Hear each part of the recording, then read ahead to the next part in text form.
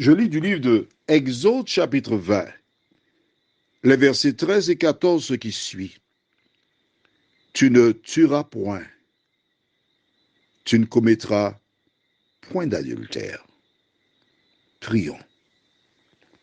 Notre Seigneur et notre Dieu, te remercions pour la parole que tu mets à notre disposition afin de nous éclairer, de nous garder, de nous vivifier. Que le Saint-Esprit continue de nous diriger dans toute la vérité. Et que toute personne sincère qui te cherche de tout son cœur trouve les réponses à ces questions et cesse de rester à la croisée de la vie. Au nom de Jésus, pour ta gloire éternelle. Amen. Rappelle-toi, nous étions dans Genèse chapitre 20, au verset 9 et 10. Abimelech déclara à Abraham, « Pourquoi as-tu fait un si grand péché ?» C'est un grand péché. Vous êtes d'accord? Tu notes que le mot péché se trouve au livre de Genèse. Et là, nous sommes au livre d'Exode, qui est juste après Genèse. Je voudrais te dire que les enfants d'Israël sont restés en Égypte pendant 430 ans. Ce sont des enfants descendants d'Abraham. Or, Abraham n'a pas encore d'enfant. Isaac n'est pas encore là. Autant pour moi. D'accord? Que se passe-t-il? Il se trouve que par rapport à cela, la situation est difficile. Craignant pour sa vie, il dit, c'est ma sœur.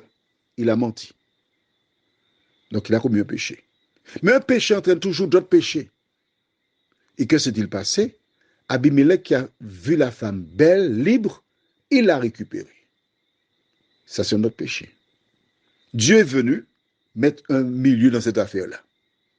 Il ne peut pas laisser le péché continuer indéfiniment. Nous avons vu ça dans le livre de Genèse, d'accord? Donc, je te disais, 430 ans.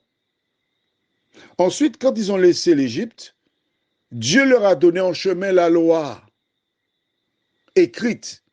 Mais cette loi existait déjà puisque Abimelech la connaissait. Tu es d'accord avec moi?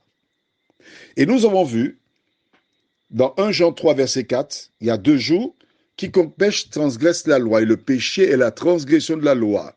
Et hier, nous avons vu, dans Jacques 2, verset 10 à 12, car quiconque observe toute la loi, mais pêche contre un seul commandement, devient coupable de tous. En effet, celui qui a dit tu ne commettras point d'adultère a dit aussi tu ne tueras point. Or, si tu ne commets pas d'adultère, mais que tu commettes un meurtre, tu deviens transgresseur de la loi.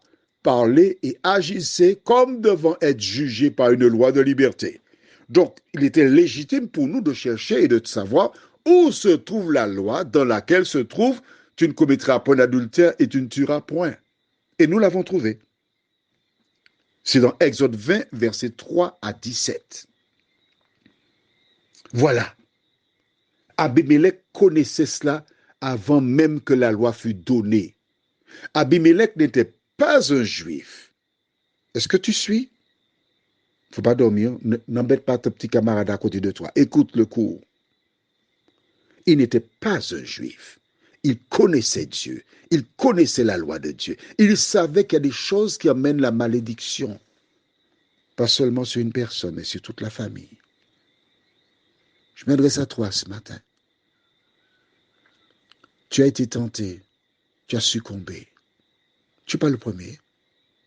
Des gens veulent te raconter des conneries. N'écoute pas des gens. Comme Abimelech, le roi David un jour a vu une belle femme. Il a désiré. Il a péché. Mais il a reconnu son erreur.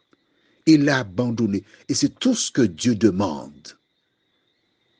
La relation que tu as, c'est entre Dieu et toi. Les agents zélés du diable sont là pour chercher à te, comme disent les Haïtiens, te déchouquer, te détruire. Ils peuvent tirer sur toi. Mais une chose qu'ils ne pourront jamais, c'est détruire la foi d'un homme ou d'une femme quand elle est ancrée sur Jésus de Nazareth. Alors qui que tu sois, relève la tête et fais comme cette chanson martiniquaise qui dit « Rio avant Rio », car au retour de Jésus, tous les assassins seront grillés. Prions. Notre Seigneur, notre Dieu, il existe bien des personnes qui ont été blessées, maltraitées et qui ont perdu la foi. Éternel, merci de les visiter.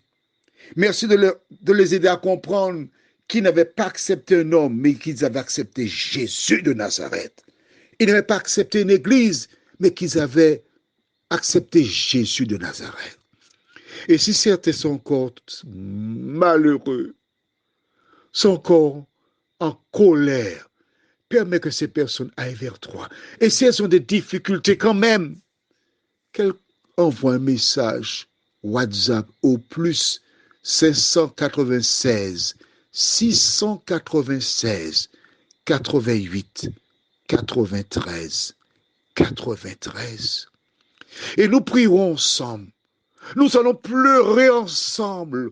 Nous allons nous jeter au pied de la croix. Et nous nous relèverons en vainqueur et pour vaincre au nom de Jésus et pour ta gloire éternelle. Amen. Que l'Éternel continue de te diriger. Et n'oublie pas, tu as accepté Jésus, pas des hommes.